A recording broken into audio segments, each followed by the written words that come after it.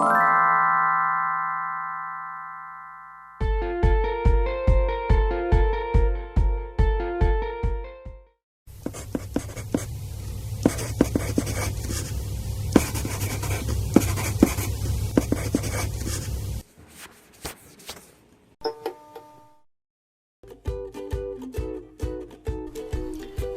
그러면 이제 두 번째 시간 시작하도록 할게요. 우리 이제 그 의료 수가 산정 방식 하고 있었거든요. 그래서 산정 방식은 이제 수가, 그 다음에 이제 약과 약 재료에 따라서 이제 조금씩 달라지는데, 이제 수가 같은 경우는 이제 그 진료 행위 기술, 그 다음에 산정 기준은 이제 난이도. 그래서 우리 뭐 그런 것도 있었죠. 상급이냐 종합병원이냐 병원 의원에 따라서, 그 다음에 이제 전문 병원의 난이도 이런 거에 따라서 기준이 조금 달라졌었고, 그 다음에 소요 시간이라든지 사용 빈도를 이제 얼만큼 하느냐에 따라서 이제 기준이 달라졌었어요. 제가 아까 뭐 주사 같은 경우도 잠깐 얘기를 했었는데, 주사 같은 경우도 이제 그 한 번 놓느냐 여러 번 놓느냐, 그 다음에 이제 요거를 이제 그 뭐 의원이냐 외래냐 뭐 입원이냐 뭐 이런 거에 따라서도 조금씩 달라지는 이런 것들이 있고, 그 다음에 자 수가 같은 경우는 이제 원가 플러스 적정 이윤, 그래서 이제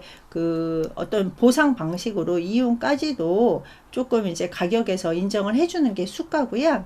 그 다음에 이제 약과나 재료 같은 경우는 이제 약품이라든지 아니면 진료 재료에 따라서 이제 대상이 달라지는데, 요 산정 가격 같은 경우는 이제 원가 같은 경우는 이제 최대한 이윤을 이제 억제하겠다라고 해가지고 실구입가로 산정을 하는 이런 경우가 굉장히 많아요. 그래서 뭐 이런 이제 원가 실구입가 같은 경우는 이제 그 어떤 가산료 이런 거에서도 제외되는 이런 것들이 이제 많고요. 그 다음에 이제 그 보험 수가 산정 기준 같은 경우는 이제 굉장히 많이 여기저기서 이제 따지거든요. 그래서 이제 국민건강보험법에 의해서도, 그 다음에 요양급여 규칙이라든지 아니면은 이제 그 상대가치 점수, 그래서 이제 전년도라든지 그런 것들 다 확인을 해야 되고, 그 다음에 이제 수입 약품인지 아닌지, 이것도 굉장히 중요하죠. 그 다음에 이제 요거에 대한 이제 법 해석, 유권 해석이라든지 이런 것들, 그 다음에 뭐 심사 사례, 뭐 이런 것들도 다 확인하고, 그 다음에 뭐 그 진료 분과위원회 지침이라든지 진료비 심사 지침이라든지 뭐 운영위원회 지침이라든지 굉장히 따지는 게 굉장히 많아지죠. 그래서 이런 것들에 따라서 이제 내역이 달라지게 됩니다. 그래서 여기서 조금 기억하는 거는 이제 수가 같은 경우는 이제 적정 이윤을 보장을 해주는데, 약가라든가 재료비 이런 것들은 이제 거의 대부분 실구입가 원가만 좀 인정을 해준다라는 거 기억을 좀 했으면 좋겠어요. 자, 그 다음에 자 이거 숫자 우리 계속 하는 거지만 계속 해야 될 수밖에 없는 게 이제 시험에 잘 나오니까, 그래서 이 그 의료 보장별 진료비 기준에 대해서 또 한번 천천히 따져봅시다. 이거 중요해요. 숫자 같은 경우는 이제 외우면 문제 풀 때 좀 쉬우니까. 그래서 그 행위별 종별 가상률이라고 하잖아요. 그래서 이제 건강보험이냐 의료급여냐 아니면은 산재냐 자동차 보험이냐. 그래서 산재보험하고 자동차 보험은 동일해요. 예, 동일한데 이제 그 산정 근거는 제가 앞에서 이제 그 이 진료비 그 의료 수가가 결정이 되면 고시한다라고 했었잖아요. 그래서 이제 고시하는 게 이제 그 기준이 된다라고 생각하면 돼요. 그래서 이제 건강보험하고 의료급여는 보건복지부에 고시되어 있는 대로, 산재 같은 경우는 고용노동부에 고시되어 있는 거로, 자동차 보험 같은 경우는 국토교통부로 고시되어 있는 거로, 그 다음에 이제 일반 수가 같은 경우는 병원 홈페이지에 고시되어 있는 걸로 산정이 되고, 그 다음에 이제 그 행위료 종별 가산율 같은 경우는 이게 기준이에요. 네, 이게 기준인데, 이제 건강보험 같은 경우는 이제 이렇게 5%씩. 그래서 상급 종합병원은 그 30% 기준 상급 종합병원 거기에서 5% 떨어진다 생각하면 돼요. 그래서 25, 20, 15 이런 식으로 건강보험은 종별 가산율이 달라지고 의료급여 같은 경우는 22를 기준으로 하세요. 22를 기준으로 해가지고 이거를 막 하나씩 다 외우기가 어렵잖아요. 예. 자, 다시 할게요. 여기 보면 의료급여 같은 경우는 자, 22% 기준이다. 22% 기준에서 어떻게 떨어지냐면 4% 떨어져요. 4% 떨어지고 3% 떨어지고 4% 떨어져요. 그래서 의료급여 같은 경우는 22를 외우고 4, 3, 4 이렇게 외워주면 돼요. 그러면 굳이 뭐 18, 15, 11 이렇게 외울 필요 없거든요. 그래가지고 의료급여는 종별 가산율이 상급 종합병원 같은 경우는 22%고 하나씩 4, 3, 4%씩 떨어진다. 그래서 4%니까 18%, 3%니까 15%, 다시 4%니까 11%. 자, 다시 할게요. 건강보험은 상급 종합병원은 30을 기준으로 해서 5%씩 떨어진다. 의료급여는 22%를 해가지고 4, 3, 4 순으로 떨어진다. 요거 꼭 기억을 하고요. 그 다음에 이제 이 산재보험하고 자동차보험 같은 경우는 여기서 이제 15%가 늘어나죠. 그래서 45%. 그 다음에 이제 그 종합병원 같은 경우는 37%. 그래서 12%가 올라가게 되는 거고, 그 다음에 이제 의원은 똑같아요. 병원은 1%. 그래서 21% 요런 식으로. 그래서 이제 그 산재보험 같은 경우는 사실 뭐 그 산재 그 지정 의료 기관이 있잖아요. 거기서 이제 하면 되는 건데, 이제 얘 같은 경우는 이제 기본적으로 알고 있어야 되겠죠. 그래서 자동차 보험 같은 경우는 사실은 뭐 이제 뭐 별로 상관없이 이제 치료를 받기는 하지만 기본적으로 요렇게 45%, 37, 21, 15%가 있다. 요거보다는 사실은 얘하고 얘 두 개를 조금 외워줄 수 있어야 됩니다. 그래서 지금 계속 얘기하죠. 30에서 5%씩 22%에서 4, 3, 4 순으로 떨어진다라는 거 조금 기억을 하고요. 자, 그 다음에 이제 입원료 적용 같은 경우는 이제 그 입원 재원 일수에 따라서 달라져요. 재원 일수에 따라서 달라지는데 건강보험하고 의료급여는 똑같아요. 똑같아서 입원을 이제 입원 첫날부터 해가지고 15일 동안은 100% 적용이 되는데, 그래서 이제 15일 보름 동안은 100%고 그 다음에 보름 지나서 한 달 동안, 그래서 16일에서 30일까지는 10%가 떨어져요. 10%가 떨어지고 한 달이 지나잖아요. 그러면 5%가 떨어져요. 그래서 85%. 그래서 입원료 적용 같은 경우는 보름이냐, 한 달이냐, 아니면 한 달 지나냐에 따라서 100%에서부터 10% 떨어지고 5% 떨어진다. 그래서 100%, 90%, 85% 이렇게 이제 그 차감이 된다라는 거 기억하고, 그 다음에 이제 산재하고 자동차 보험 같은 경우는 10%, 5%씩 떨어지는 건 똑같은데 재원 일수가 달라요. 얘는 50일이에요. 50일, 150일. 그래서 얘는 보름이냐 한 달이냐 였었는데, 그 산재나 자동차 보험 같은 경우는 50일이냐 150일이냐 아무래도 이제 그 치료하는 뭐 이런 것들이 조금 다르다 보니까, 그리고 산재나 자동차 보험 같은 경우는 이제 아무래도 이제 그 본인 부담금이 뭐 꼭 그런 것만은 아니지만 이제 본인 부담금이 없다 보니까 이제 재원 일수가 이제 길어지게 되겠죠. 그래서 50일, 150일, 151일 이상이냐에 따라서 달라진다. 자, 얘는 꼭 기억을 해야 된다.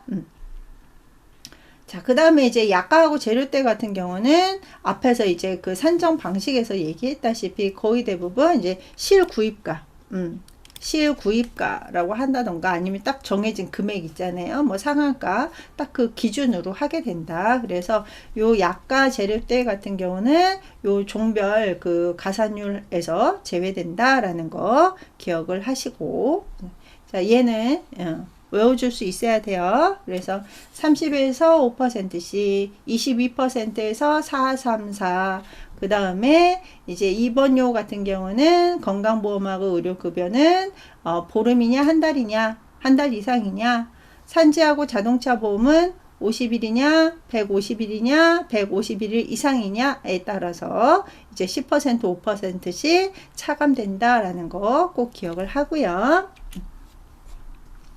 우리 학생들이 얘 같은 경우는 이제 시험에서 그 매번 나오는 건데 많이 헷갈려하는 이런 것들이 있어서 조금 이제 반복해서 자세하게 수업을 했습니다. 자, 그 다음 이제 수가 관리하는 거. 그래서 이제 뭐 신규 수가 개설을 해야 되잖아요. 그죠? 개설을 한다던가, 수가를 변경한다던가, 뭐 이런 것들 수가 관리에 대해서 잠깐 살펴보자면, 이제 수가, 신규 수가를 개설할 경우에는 이제 내부 결제를 먼저 한 다음에, 그 다음에 이제 그 해당 부서에다가 수가 코드라든지 수가, 그 다음에 이제 보험사항, 이제 인정 기준 이런 것들을 이제 통보하는 절차로 진행이 돼요. 그래서 우리가 이제 뭐 예를 들어서 우리 병원에 새로운 수가가, 그러니까 약이 들어왔다. 그러면 이제 그거에 대한 수가 이런 것들을 이제 먼저 이제 확인을 하고 코딩을 만든 다음에 이제 통보를 해야 되겠죠. 그 다음에 이제 뭐 특정 재료라든지 이런 것들도 똑같다. 그래서 해당 위원회 심의를 거쳐 가지고 내부 결제를 다 한 다음에 해당 부서에다가 수가 코드라든지 수가, 그 다음에 보험 사항, 그래서 이제 어떤 거는 보험이 되기도 하고 어떤 거는 보험이 안 되기도 하고 그러잖아요. 그래서 보험 사항이 이제 그 급여냐 아니면은 뭐 본인 100%냐 아니면 비급여냐 뭐 이런 거에 대해서 꼭 통보를 이제 할 수 있어야 되겠죠. 그래서 이제 병원의 의료수가 관리 같은 경우는 아무래도 이제 그 수익 아니면 병원을 경영할 때 이제 어디에다가 포커스를 두느냐에 따라서 굉장히 이제 중요한 역할 중에 하나가 이 의료수가잖아요. 그래가지고 이제 이런 이제 의료수가위원회라든지 수가관리 전담 부서라든지 아니면 부서까지는 아니어도 전담자를 둬가지고 이제 이런 것들을 이제 관리를 해야 되거든요. 그래서 이제 수가 신설이라든지 변경이라든지 아니면 비급여 수가, 이제 우리 뒤에서도 나오지만 이제 비급여 수가인데 수시로 이제 확인해야 되는 것들이 있거든요. 네, 그런 거에 대해서 신중을 기해서 이제 항상 이제 관찰하고 그걸 이제 반영을 할 수 있어야 되고, 그 다음에 그 해당하는 그 과에다가 해당 부서에다가 매번 이런 것들이 이제 바뀌었다 아니면은 새로 개설이 됐다라는 것들을 꼭 통보를 통해서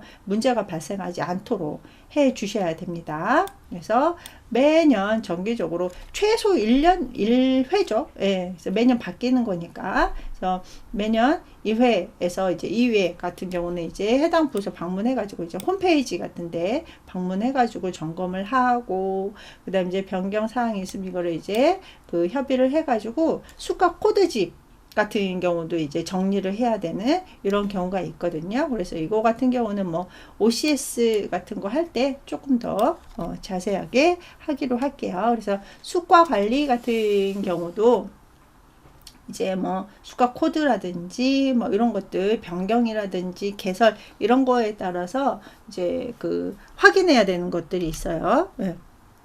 자, 그 다음에 이제 매년 이렇게 일반 수가, 우리 비급여라고 하죠. 이제 이런 거 같은 경우는 이제 병원 홈페이지에다가 고시한다라고 했었어요. 그래서 이런 거 같은 경우는 이제 검토가 필요한 수가에 해당하는 거죠. 그죠? 그래서 뭐 상급 병실료 같은 경우도 뭐 이제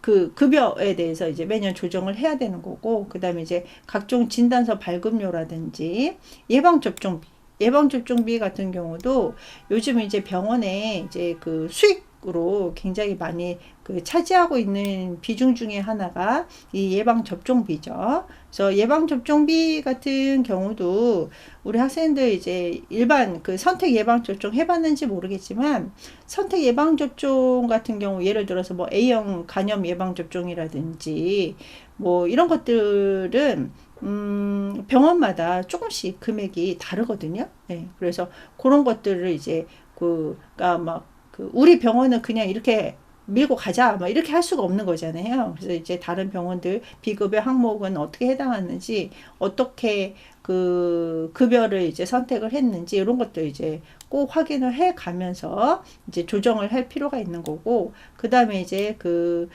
종합건강검진 같은 경우도 이제 그 수가를 어떻게 할 것이냐, 그 다음에 이제 이 프로그램 같은 경우는 어떻게 운영을 할 것이냐. 그래서 이 종합건강검진 같은 경우도 이제 뭐 숙박을 하는 경우도 있잖아요. 1박 2일 프로그램으로 이용하는 이런 경우도 있고, 그 다음에 이제 그게 좀 용이하지 않다 그러면 다른 방법으로 해가지고 이제 어떤 뭐 장비 운영이라든지 뭐 아니면은 이제 그 종합건강검진을 포커스를 어디다가 둘지 뭐 이런 거에 따라서 이제 그 프로그램 운영별로 해가지고 그 종합건강진단 수가 뭐 이런 것들. 근데 사실 또 그런 것도 있죠. 좀 우리나라 사람들 생각 중에 하나가 싼 게 비지떡이다. 그래서 무조건 단가를 낮춘다고 해가지고 이제 그 좋은 건 또 아니거든요. 특히 이제 그 본인의 건강에 해당하는 이런 것들은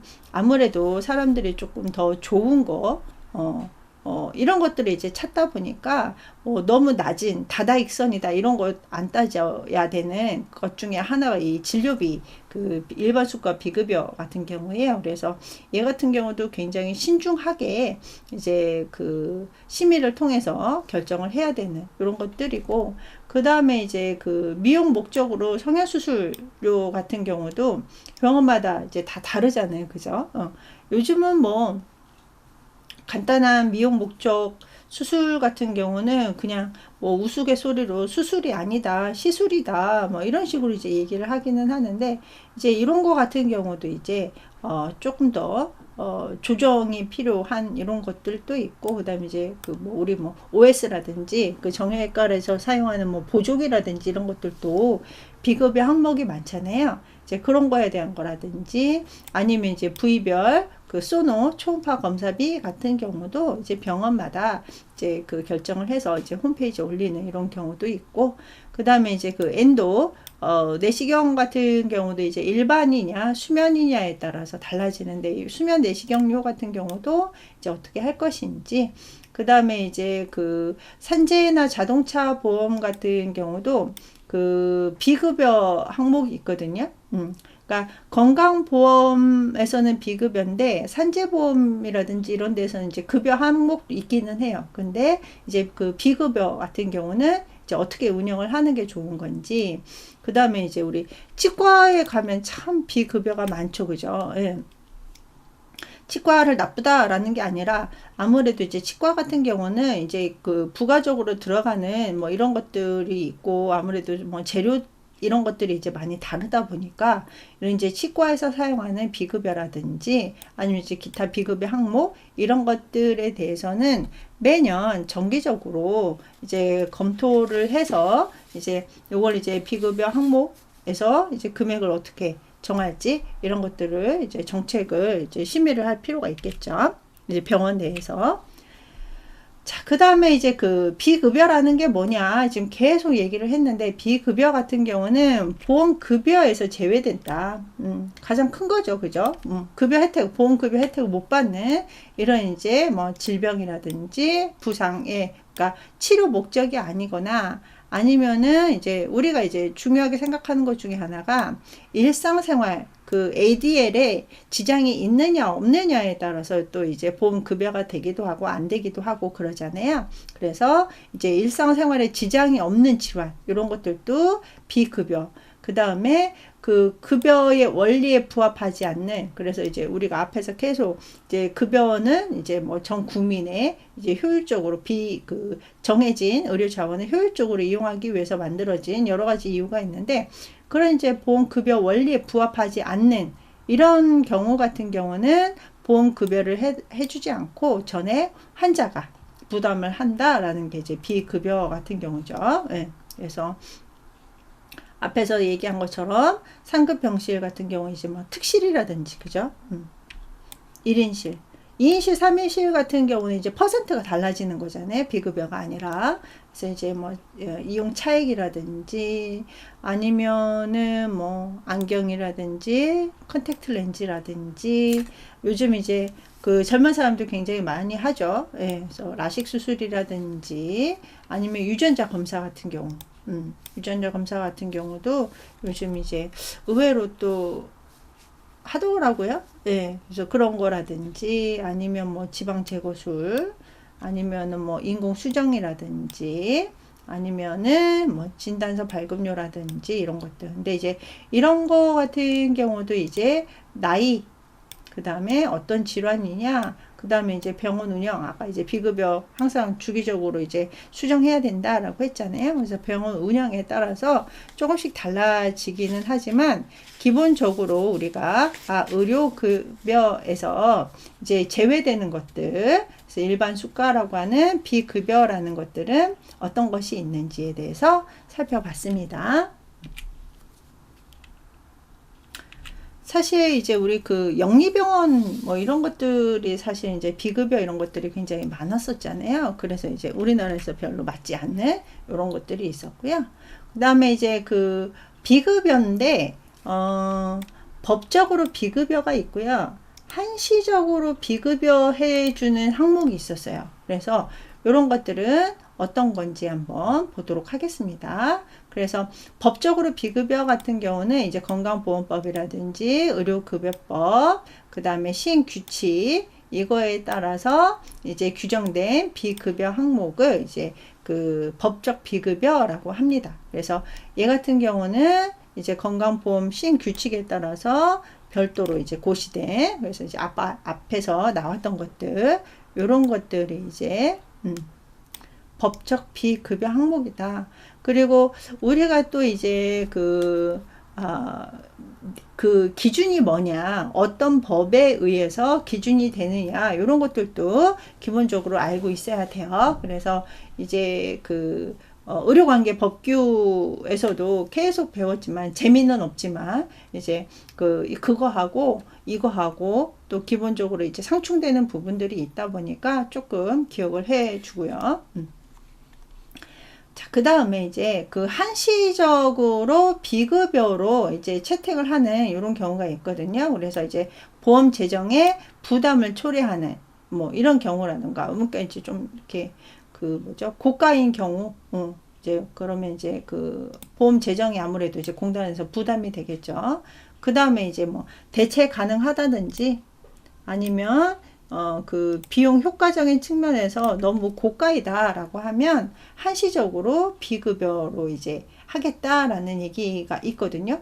그래서 이제 요것도 이제 그 한시적 비급여에 들어가는 거고, 그 다음에 그 건강보험제도 여건상 이거는 조금 아무래도 이제 급여로 인정하기가 어렵다, 뭐 이런 것들이 있잖아요. 그래서 이제 많은 사람들이 사용하지 않는 고가의 이런 것들 같은 경우는 아무래도 일부 사람, 그러니까 온 국민이 사용하는 것도 아니고 굉장히 고가 같은 경우는 아무래도 문제가 이제 발생할 수 있기 때문에, 그래서 그 한시적으로 비급여를 하겠다. 그래서 이제 뭐 복합 레진이라든지 아니면 한방분리요법 이런 거 같은 경우는 이제 한시적으로 이제 비급여를 하겠다라고 되어 있습니다. 그래서 법적인 거는 별도로 이제 그 건강보험법에 의해서 고시된 항목인 거고, 한시적 비급여 같은 경우는 이제 재정에 너무 부담이 되거나 아니면 대체 가능한 뭐 이런 것들이 있다. 그런데 이제 고가다 뭐 이러면 이제 한시적 비급여, 그 다음에 이제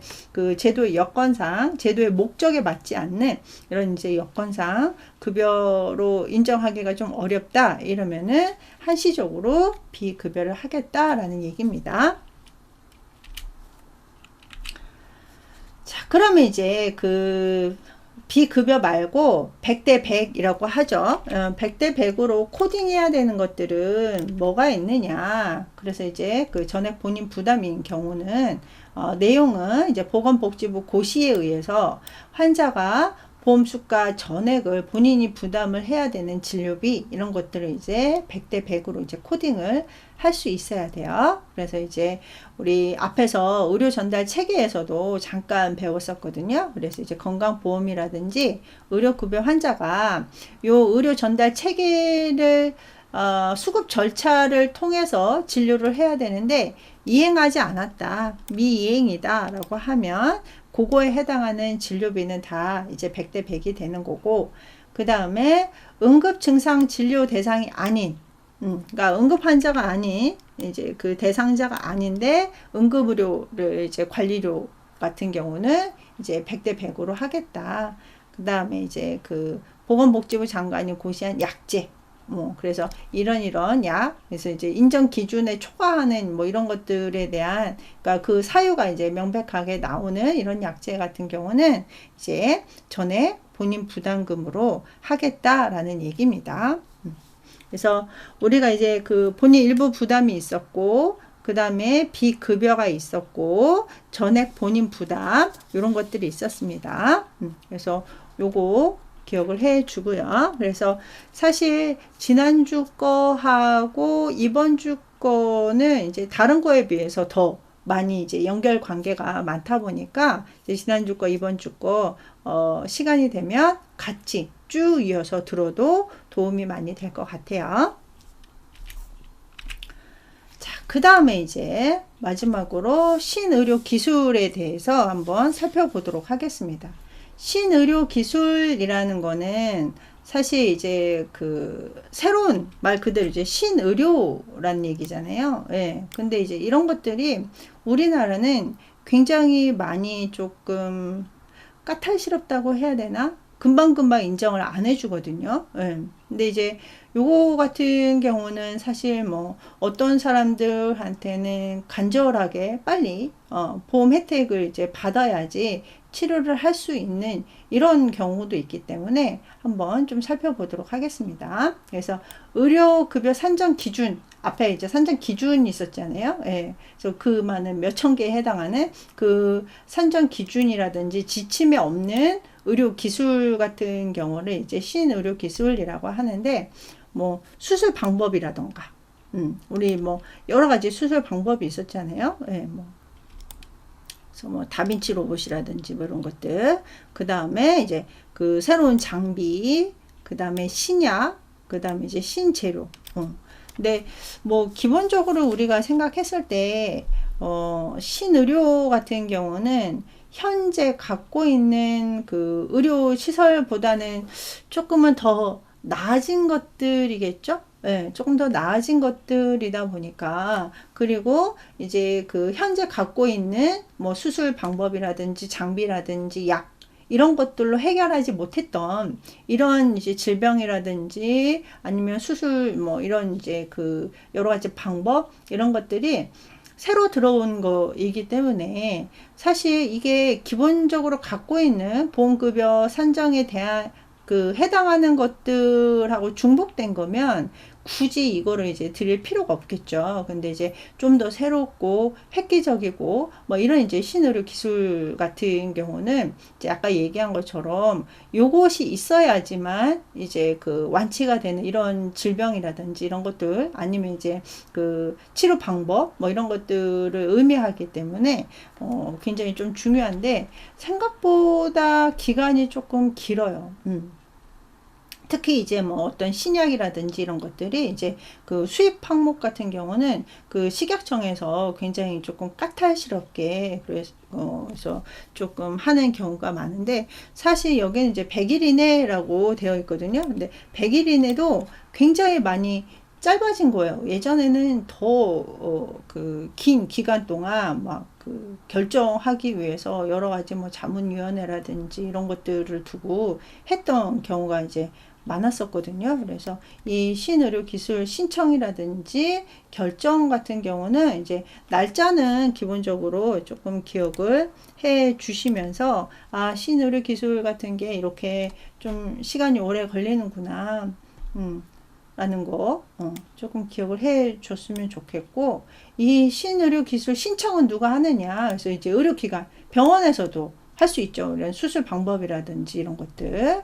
그 다음에 이제 제조업자. 그래서 뭐 장비 같은 거, 새로운 장비, 제가 아는 분도 이런 이제 의료기기 같은 거 제조하시는 분이 있는데, 굉장히 그 연구 기간도 길고, 그러니까 이제 뭐 그걸 이제 아이디어 뭐 그러니까 이제 만드는 것도 굉장히 길고, 그 다음에 얘 같은 경우도 사실 뭐 장비 같은 경우도 사실 그러니까 생각했다고 그래서 뚝딱뚝딱 만들어지는 것도 아니잖아요. 굉장히 긴 시간 동안 여러 인력 뭐 이런 것들을 이제 그 사용을 하다 보니까 우리 이거에 대한 그 들어가는 그 만들어지기까지 들어가는 시간이라든지 인력이라든지 금액이라든지 이런 것들이 굉장히 좀 크기 때문에 웬만한 제조업자들 같은 경우는 이런 이제 그 의료 장비 이런 것들을 이제 손대기가 좀 어렵거든요. 그래서 이제 빨리 이렇게 신청을 인정을 해 줘야지만 이제 뭐 파산하지 않는 뭐 이런 것들도 좀 있고 그러더라고요. 그런데 이런 거는 사실 뭐 대기업 같은 경우는 사실 어느 정도 여력이 있으니까 괜찮은데, 이제 중소기업 같은 경우는 이제 좀 엄두도 안 나는 뭐 이런 경우. 그래서 이제 뭐 좀 국가에서 조금 이제 지원을 해 줘서 새로운 의료 장비 이런 것들을 이제 그 돈 걱정 없이 시간 걱정 없이 이렇게 좀 만들었으면 좋겠어요. 근데 좀 똑똑한 사람들이 뭐 대기업으로만 이제 다 이렇게 흡수되다 보면 이제 중소기업도 발전할 수 없고 이런 경우들도 있잖아요. 그래서 얘도 조금 더 당겨줬으면 좋겠고, 그 다음에 이제 뭐 신약재라든지 신재료 같은 경우는 이제 외국에서 수입하는 경우 같은 경우는 이런 이제 수입업자가도 이제 이거 그 보험급여에 들어있진 않은데 신의료 기술로 아니면 이제 신의료 기술 안에 있는 신약재나 신재료로 인정을 해달라라고 해갖고 신청을 할 수가 있거든요. 그래서 이 신청일 같은 경우는 이제 30일 이내에 신청을 할 수 있어야 돼요. 그래서 요거 30일, 그 다음에 신청은 어떤 사람들이 할 수 있느냐. 그래서 이걸 이제 그 심의를 하거든요. 네, 심의를 하는데 이제 거의 대부분 이제 심평원에다가 신청을 하게 돼요. 심평원에다가 이런 의료 이런 이제 그 질병의 수술 방법을 채택을 하겠다. 아니면 이런 약제를 채택을 하겠다. 뭐 이런 것들을 이제 심평원에서 이제 받으면은 이제 100일 이내에 이제 그 결정을 할 수 있어야 되는데, 얘 같은 경우도 이제 심의가 다 안 이루어지면 조금 더 뒤로 미뤄질 수 있고, 그 다음에 이제 조금 더 땡겨질 수 있고, 이런 것들이 조금 존재를 하더라고요. 그래서 요 신의료기술 신청 같은 경우, 물론 금방 이렇게 신청을 인정을 해 주다 보면 나중에 이제 부작용이라든지 뭐 이런 거에 대한 피해가 또 환자한테 고스란히 갈 수 있어서 신중을 기해야 되는 거는 맞기는 한데, 아까 얘기했다시피 이 신약재라든지 신재료 같은 경우는 이제 이미 외국에서 어느 정도 이제 인정이 된 이런 경우도 있잖아요.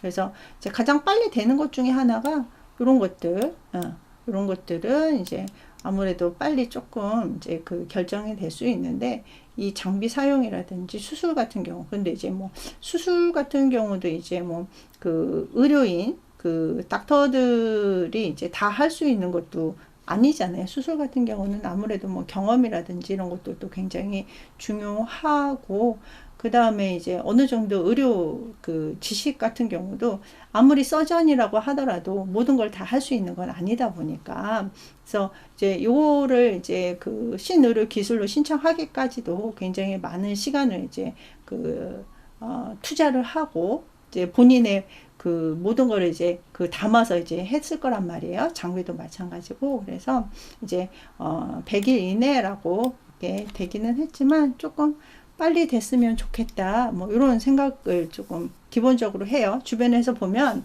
안타까우신 분들도 있고 이러다 보니까. 그래서 새로운 거를 만든다는 거는 진짜 어려운 거고, 왜냐면 특히 이제 의료기술 같은 경우는 뭐 우리나라뿐 아니라 전 세계적으로 굉장히 많이 이제 발달하는 새로운 의료 기술 같은 경우 막 수시로 나오는 이런 것들이 있다 보니까 이제 조금이라도 늦으면 그동안의 모든 노력이 이제 수포로 돌아가는 이런 경우가 발생을 하잖아요. 그래서 굉장히 막 피를 말리는 이런 것 중에 하나가 이 신의료 기술이더라고요. 네.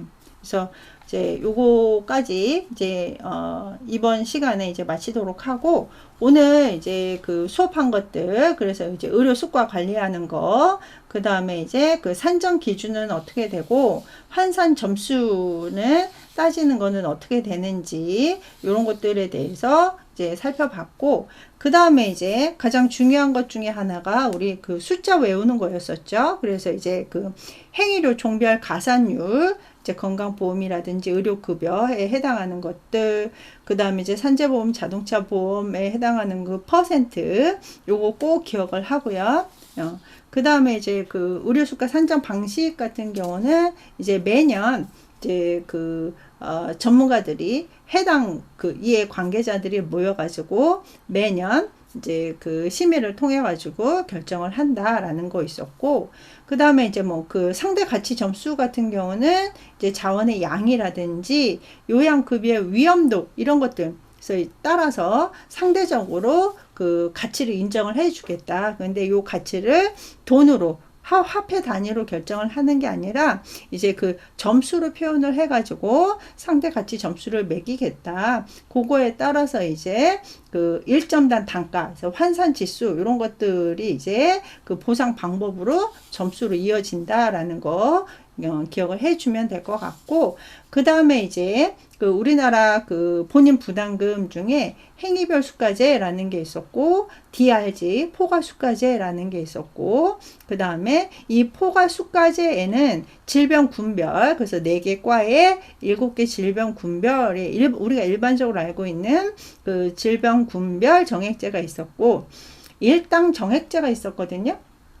자, 일당 정액제는 요양병원 입원 환자에 따라서, 그래서 일일당 금액이 정해져 있어가지고 이제 해당하는 게 있고, 그 다음에 이제 의료급여 환자 같은 경우는 정신건강의학과에 입원을 한 경우 같은 경우는 일당 진료비로 하겠다. 뭐 이런 이제 진료비 지불 방식이 조금씩 달랐었습니다.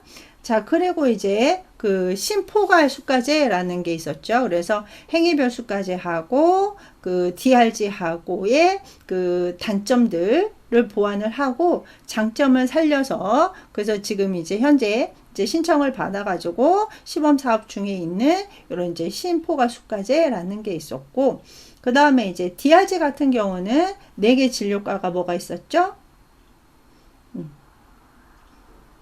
얘기했나 모르겠어요. 네. 안과가 있었고, 그 다음에 이비인후과가 있었고, 그 다음에 외과, 그 다음에 산부인과, 이렇게 4개 과가 있었어요. 그래서 안과 같은 경우는 이제 카탈락 수술, 그래서 이제 수정체 수술 같은 경우도 이제 수술 처치에 따라서 이제 여러 가지로 나눠져 있었고, 이비인후과 같은 경우는 아데노이덱토미, 그래서 편도하고 이제 아데노이드 절제술 이런 거에 따라서, 근데 이거 같은 경우는 이제 연령에 따라서 달라진다라고 했었죠. 그래서 이제 18세 이하, 이제 우리나라 나이로 그 이하인 경우는 이제 혜택이 되거나 뭐 이런 것들 이제 연령대에 따라서도 달라졌었고, 외과 같은 경우는 이제 아펜덱토미, 그래서 충수 절제술이냐, 아니면 이제 허니아, 이제 탈장 수술이냐, 항문 수술이냐에 따라서 이제 3개로 나눠져 있었고, 그 다음에 이제 산부인과 같은 경우는 2개로 나눠져 있었죠. 그래서 히스텍토미, 자궁 적출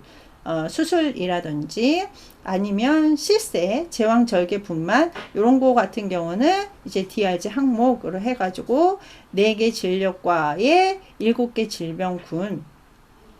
자, 그리고 이제부터 내가 조금 이제 의학 용어를 조금씩 쓸 거거든요. 그래서 의학 용어 같은 경우는 우리가 이제 조금 우리가 이제 병원에 취업을 한다던가 아니면 시험을 볼 때 기본적으로 알고 있어야 되는 이런 용어 같은 경우는 내가 중간중간에 이제 의학 용어를 써가지고 이제 설명을 조금 드리도록 하겠습니다. 그래서 우리 기본적으로 많이 사용하는 의학 용어 같은 경우는 사실 그냥 일상생활에서 일상 용어처럼 우리 학생들이 조금 쓸 수 있어야 되는 이런 것들이 좀 있어요. 그리고 병원에 가면 그 뭐 간호사도 그렇고 의사도 그렇고 다른 이제 뭐 방사선과라든지 물리치료사 같은 경우도 아주 기본적인 그 병원에서 많이 사용하는 것들은 한글을 잘 안 쓰고 의학 용어를 많이 쓰거든요. 그래서 그런 거에 대한 적응 이런 것들 차원에서